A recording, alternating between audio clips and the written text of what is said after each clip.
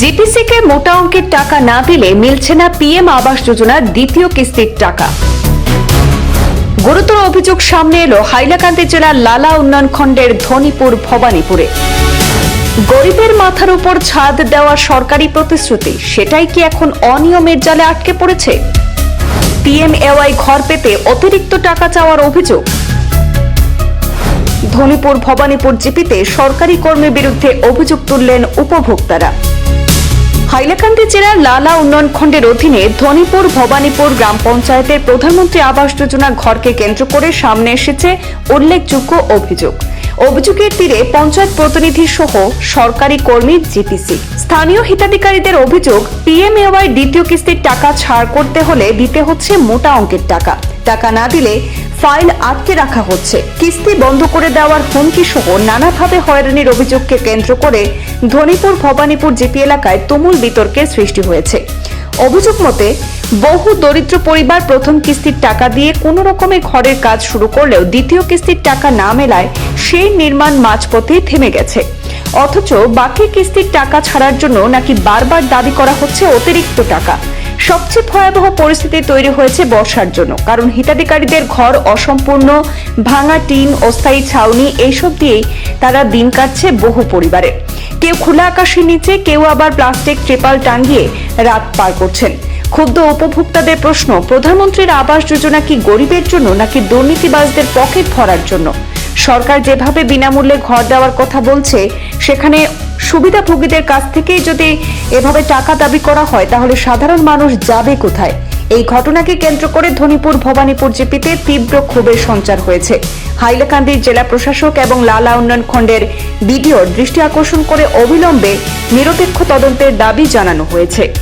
ফটোমারা time না আইয়া হারিয়া কই ঠেকা হলা 5,000 10,000 দাম তারারে গিয়া তারা ঠেকা হারাইয়া দিবা কিস্তি দিও করবা। আমি ওরকম মানুষ 10 ঘরের কাম করিয়া চাল পচিয়া খাইয়া আজ কত বড় বেমার হয়েছে, ও তার দোয়াই আমি প্রথম হারিয়া হাডো এর বাদে ভাত করে আস্তা শৈল খাফা দিও মাতা মানতে পারিয়া না গরি কানো পুরাইতাম খাম থাকিয়া আর দিও করতাম সে পয়সার দাবি করেন ও তো দিও হলে পঞ্চায়েতে বিয়ের সদু তাই কোনো দূরত ঘর বানাইতাম যেখান বানাইছি এখানে আবার বানাইয়া কোনটা হয়েছে না, ওইখানে খালি ওয়াল টুয়া কতক্ষণ তুলিয়া তুইছে, এর বাদেও সব ফুরাই গেছে সামান। এর বাদেও তোলা কইছি আমি ঋণ করছি টাকা, আরো 20,000 টাকা ঋণ করিয়া তো আমি উবাইছি বলছি ওখানে ভিতরে আলি কোনো দূরত টিন বান্ধিয়া ফুলনা টিন আছে বান্ধিয়া আমি তুলিয়া আমার কামটা করিলাই আমি ও জিপিসি নিছুন ও আইলাখান দিরে নিছুন যে তাজা মোলা সুন্দর মানুষ ওই নিছুন ইয়া পয়সা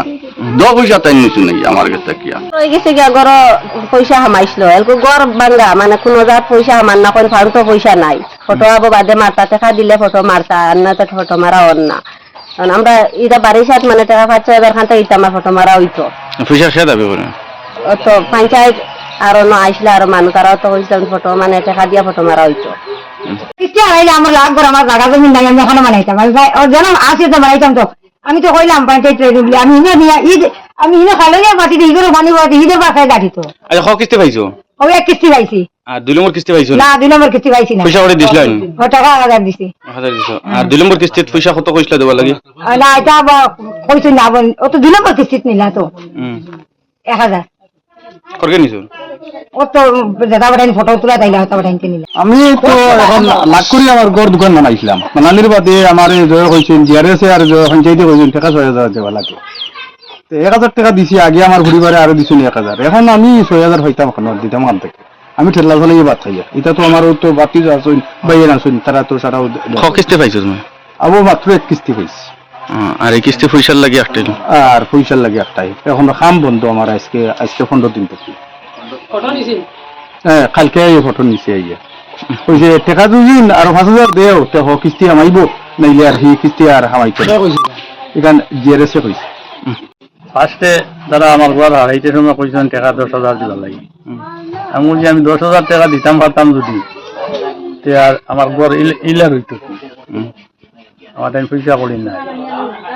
এর বাদে তো তারাকে লাগিয়া পরবর্তী আইছে আর মা তো আমার কইছেন তুমি ঘর এখন আইছে এরকম টাকা 1,000 আইসু যদি দেও তে ওই আর না হইলে আর হইতো না। আমি আওলাদ করিয়া নিয়ে দিছি ও আমার বাইক গেছে ও বাড়ির মস্তফা অফিস তার কাছ থেকে আনিয়ে দিছি 1000 টাকা ও গিয়ে আমাইলো ঘরটা আমানের বাদে অত আমি যা হামাইছিল তা মাল নিয়ে হারাই দিছি এর বাদে আমার আরো 60,000 গেছে বর্তমান কাম করতে। আচ্ছা দ্বিতীয় কিস্তি ঢুকছেন, দ্বিতীয় কিস্তি ঠিক ঢুকছে না, পয়সা দিছিলেন তারা? 1000 টাকা নিছেন, না নিলে ফটো মারুন না।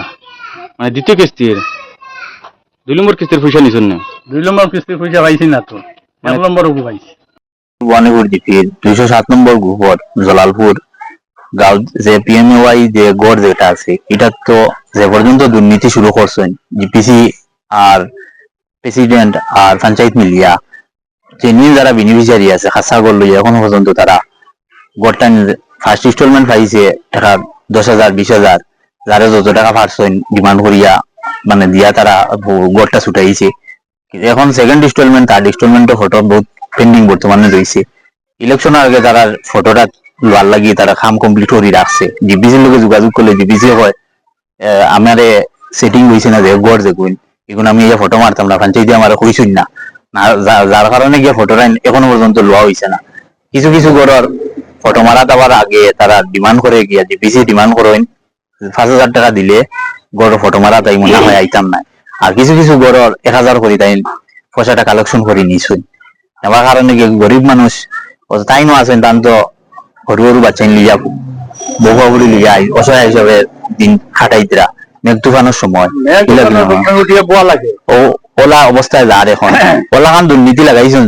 এখন যে 15-20,000 দিতে পারেন না হে গড়টা কিতা পাইতো না, সেকেন্ড ইনস্টলমেন্ট বা থার্ড ইনস্টলমেন্ট পাইতো না, এগুলা কিরকম হইব? প্রায় গড় আছে থার্ড ইনস্টলমেন্টও ফটো লইলো, ফটো লোয়ার পরে গিয়া এফটিও করা ছাড়ি মানে ফটো আপলোড করিয়া এফটিও করছে না আবো ওগু পঞ্চায়েতের কথা শুনিয়া ফটো আপলোড দেয় না, জিপিসি না দিয়া তো হইলো বলে দেন এখান ফটো আপলোড হইতো নাই যদি পঞ্চায়েতের লগে মিলো না বলা আছে তো তার এখানে ওলা বহু পয়সা লাগিয়া পয়সা দিতাই তো গিয়া বসাতো তোর ওলাখান মানে দুর্নীতি চলে